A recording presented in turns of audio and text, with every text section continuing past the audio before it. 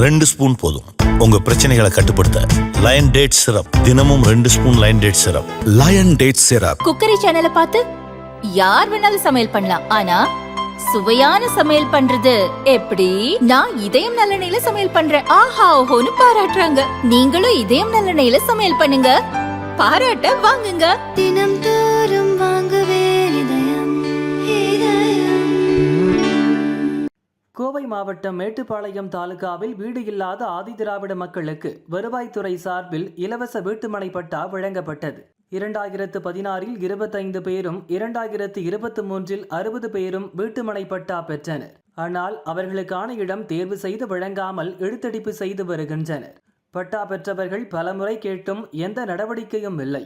இதனால் பாதிக்கப்பட்ட மக்கள் இடத்தை அளவீடு செய்து தர வலியுறுத்தி மேட்டுப்பாளையம் வட்டாட்சியர் அலுவலகத்தை முற்றுகையிட்டு காத்திருப்பு போராட்டம் நடத்தினர்.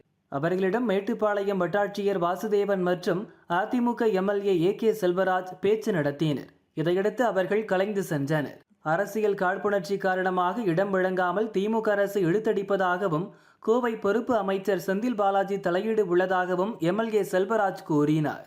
ஊராட்சியில் அதிமுகவினரின் பதவிக்காலம் முடிந்ததும் திமுகவினருக்கு பட்டா வழங்க திட்டமிட்டு செயல்படுவதாகவும் அவர் புகார் கூறினார்.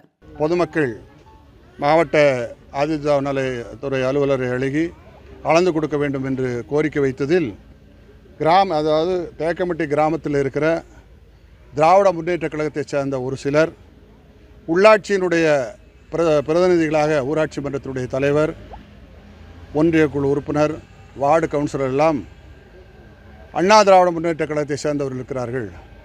ஆகவே அவர்கள் இருக்கிற காலத்தில் இந்த இடத்தை அளந்து கொடுத்து விட்டால் அந்த கட்சிக்கு செல்வாக்கு வந்துவிடும். ஆகவே இதை நீங்கள் அவருடைய பதவி போனதுக்கு பின்னால் தான் அளந்து கொடுக்க வேண்டும் என்று சொன்னதனுடைய அடிப்படையில் திமுகவினுடைய மாவட்ட செயலாளர் திரு ரவி அவர்கள் இன்றைக்கு பொறுப்பு அமைச்சராக இருக்கிற மாண்புமிகு செந்தில் பாலாஜி அவரிடத்தில் சொல்லியதன் பேரில் செந்தில் பாலாஜி அவர்கள் மாவட்ட ஆட்சித்தலைவரிடத்திலும் மாவட்ட ஆதிதிராவிட நலத்துறை அலுவலரிடத்திலும் சொல்லி அதை நீங்கள் உள்ளாட்சியினுடைய பதவி முடிந்ததுக்கு பின்னால் அளந்து கொடுக்க வேண்டும் என்று சொல்லியிருக்கிறார். இதை மாவட்ட ஆதிதிராவிட நலத்துறை அலுவலகத்தில் நான் பேசியதன் பேரில் அந்த அதிகாரி அவர்கள், அம்மையார் அவர்கள், அந்த அம்மா அவர்கள் என்னிடத்தில் அமைச்சர் இப்படி சொல்லியிருக்கிறார் என்று சொல்லியிருக்கிறார்கள். நான் கேட்பது, மத்திய அரசாங்கமும் மாநில அரசாங்கமும் ஏழை எளிய மக்களுக்காக வீடு கட்டுவதற்காக திட்டத்தை தொடர்ந்து செயல்படுத்தி கொண்டிருக்கிறது. ஏற்கனவே KK திட்டத்தில் வீடுகள் வேண்டும் என்று சொல்லி அந்த பகுதியிலே பட்டா பெற்றவர்கள் மாவட்ட ஆட்சித்தலைவரிடத்தில் மனு கொடுத்திருக்கிறார்கள். ஆக இன்றைக்கு அவர்களுக்கு இடத்தை அளந்து கொடுத்திருந்தால் இந்த ஆண்டே அவர்களுக்கு வீடுகள் கட்டி கொடுத்திருக்க முடியும்.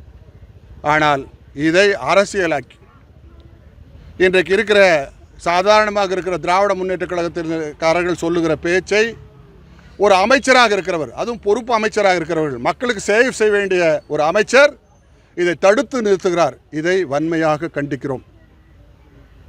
இதனால்தான் உச்ச நீதிமன்றம் அவர்கள் மீது அந்த ஜாமீன் வருகிற பொழுது பல கேள்வி கணைகளை தொடுத்தார்கள்.